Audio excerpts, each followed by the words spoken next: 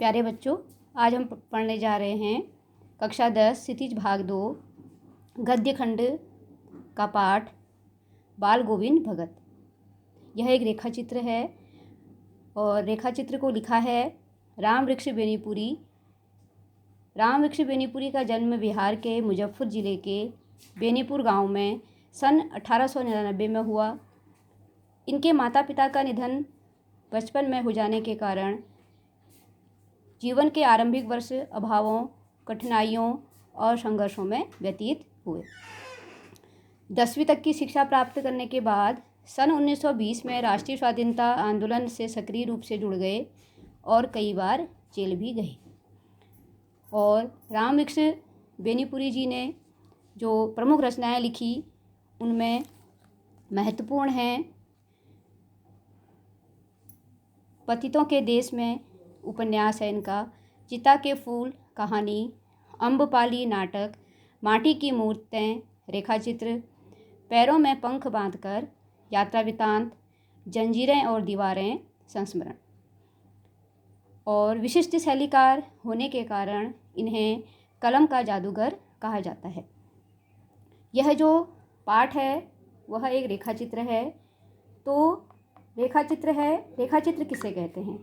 प्यारे बच्चों, आप सब जानते हैं कि रेखाचित्र अंग्रेजी शब्द स्केच से लिया गया है और स्केच में आप लोग जानते हैं क्या होता है कि इसमें चित्रकार कुछ गिनी रेखाओं द्वारा किसी व्यक्ति, वस्तु या दृश्य का अंकन करता है।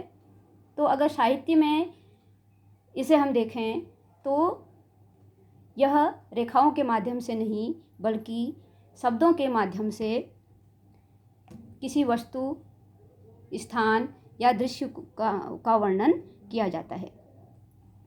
तो यह जो पाठ है इसमें राम वृक्ष बेनीपुरी जी ने बाल गोविंद भगत का रेखाचित्र हमारे सामने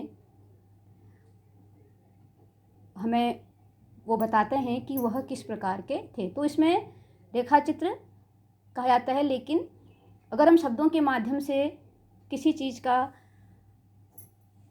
अंकन करते हैं तो उसे शब्द चित्र कहा जाता है। तो बाल गोविंद भगत पाठ का सारांश है कि जो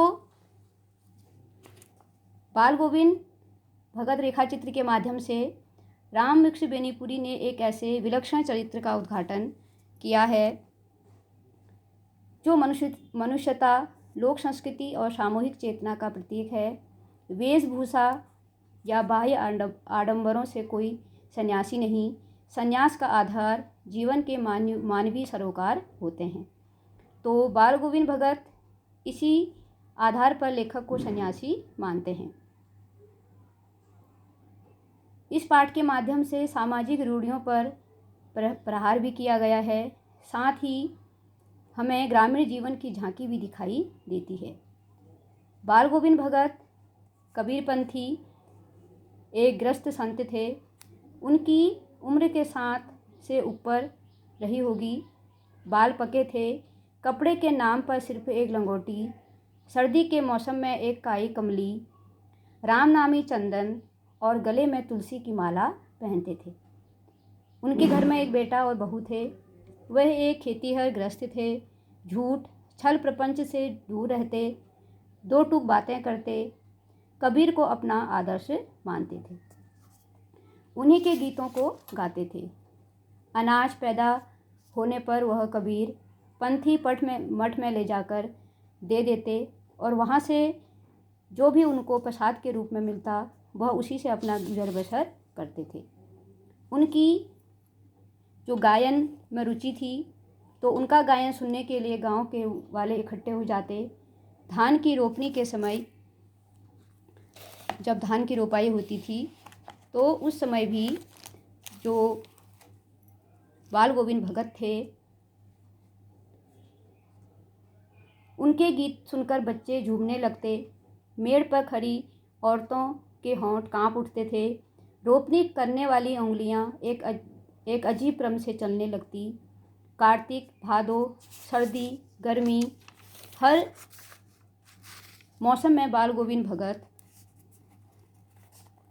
को अपना जो गायन था वह उसको जारी रखते थे। वह अपने गायन से मौसम को शीतल कर देते थे। बाल गोविंद भक्त आदमी थे। उनकी साधना का चरम उत्कर्ष उस समय देखने को मिला जिस दिन उनका एकमात्र पुत्र मरा। वे रुदन के बदले उत्सव मनाने को कहते थे। उनका मानना था कि आत्मा परमात्मा में मिल गई है, इसलिए शोक करने की आवश्यकता नहीं है। वीराणी अपने प्रेमी से जा मिली। वे आगे एक समाज सुधारक के रूप में सामने आते। अपनी पतेहू अर्थात अपनी बहू द्वारा अपने बेटे को मुखाग्नि दिलाते। श्राद्ध कर्म के बाद बहू के भाई को बुलाकर उसकी दूसरी शादी करने को कहते हैं।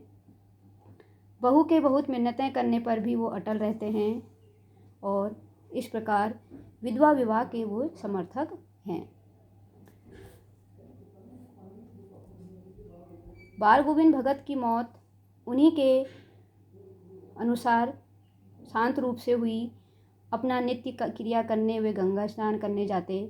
बुखार लंबे समय उपवास करके मस्त रहते, लेकिन नेम व्रत न छोड़ते। 2 जून गीत, स्नान, ध्यान, खेती बाड़ी। अंत समय बीमार पड़कर वे परंपरा को प्राप्त हुए। भोर में उनका गाना सबने सुना। रात को शाम के समय सभी ने उनका गाना सुना, लेकिन भोर में उनका गीत किसी को सुनाई नहीं पड़ा। लोगों ने जाकर देखा तो बाल गोविंद भगत स्वर्ग सिधार गए।